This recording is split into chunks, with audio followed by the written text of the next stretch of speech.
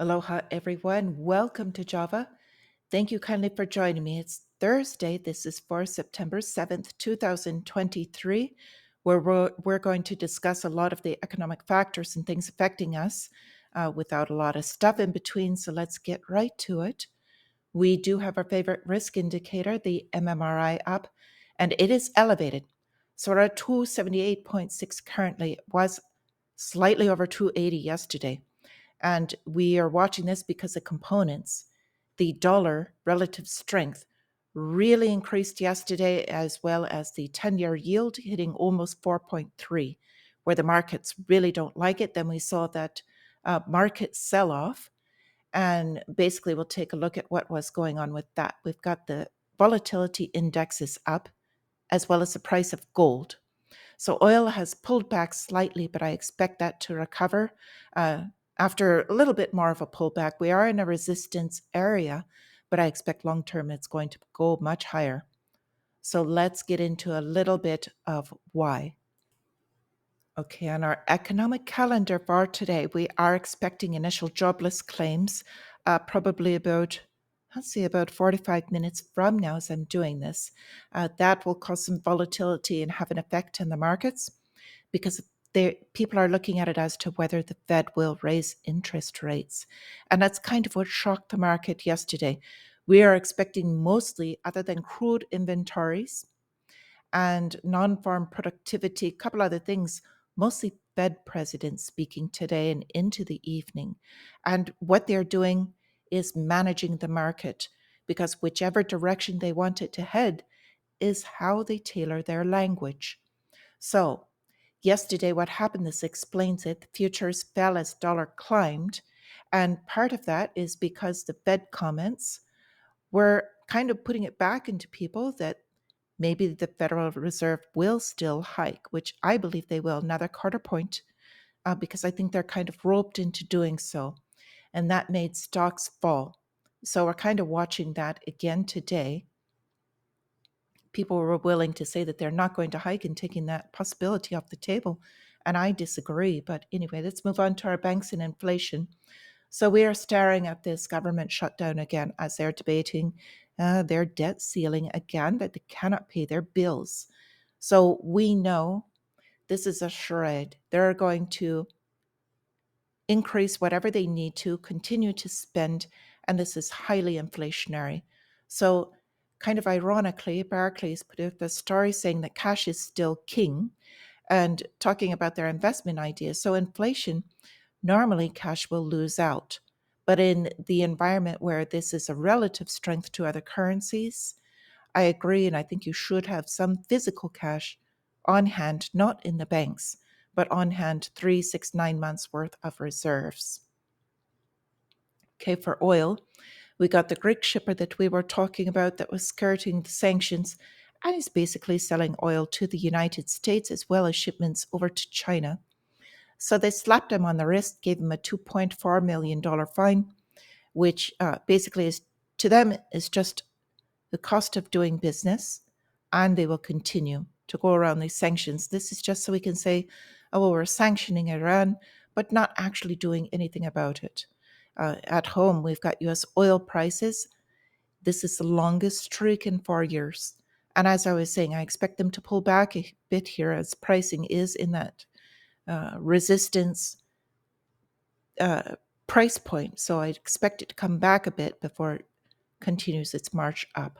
And that will affect the pricing of everything. It will continue inflation. So with our economy, we've got this story talking about a robust US economy lifting the dollar. That's a bunch of garbage and couldn't be further from the truth.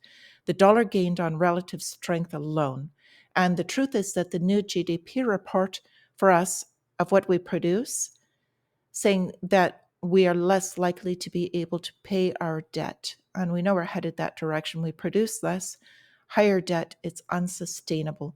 And what this is doing in real life is crushing companies, falling on the Fed's war on inflation. And a lot of businesses, a lot of retail are trying to hold on to what we call Black Friday in the United States, because that is the first day that many companies show a profit and they're waiting to see if there's going to be a change. So I think that after the day after Thanksgiving that's celebrated in the United States, if that does not show significant uh, change or aid for small to medium businesses at that time, I expect some serious headwinds in the retail and economic fronts. So, if not, we can expect to watch more businesses close and some serious economic headwinds going into winter. And I think that will go on globally. For real estate, they've got this story: mortgage demand continues to fall despite a drop in interest rates. That's silly because prices remain high, and the drop in interest rates is not enough to make a difference in the payments in relation to the wage growth. So, and another story accompanying this for renters: over 40,000 eviction notices in Los Angeles. So even though this is locally, it's happening across the country.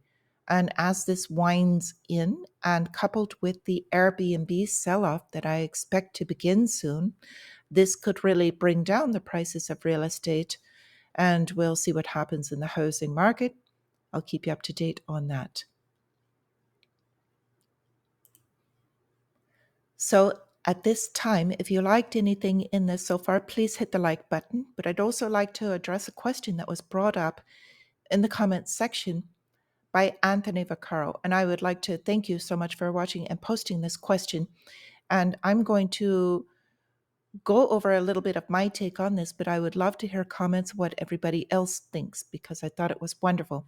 And if you have a question that you would like addressed on here, please feel free to leave it in the comments and ask me to address it in, and I will do that. So his question is regarding the quote unquote great global reset, if there is such a thing, what is the best current guess regarding the economic component to this? Is it more likely to be a gradual erosion of oil and interest rates rising, and basically I think you're getting at inflation, over an extended period of time, or will a sudden macroeconomic collapse occur? Leave me your take in the comments section. Mine is this: you're both correct. So the reason I say this is because on the first front, we're already in the first phase, which is oil prices rising, inflation continuing to rise. We are watching the middle class get crushed. Middle class and small to medium businesses, and this is by design. And this is going to basically separate, like oil and water, two-class system that we're headed toward. It's going to be a slow crushing because they want to wash out a little bit more over more of an extended period. And at some point in time, then they will move to have a crisis or a black swan, which will be that sudden macroeconomic collapse. At that time, they will bring in their solution, which in my mind right now, it looks like it could very well be a central bank digital currency paired with universal basic income, or whatever else it is, solutions for us that the government will have so that we will depend on them, because this is all about control.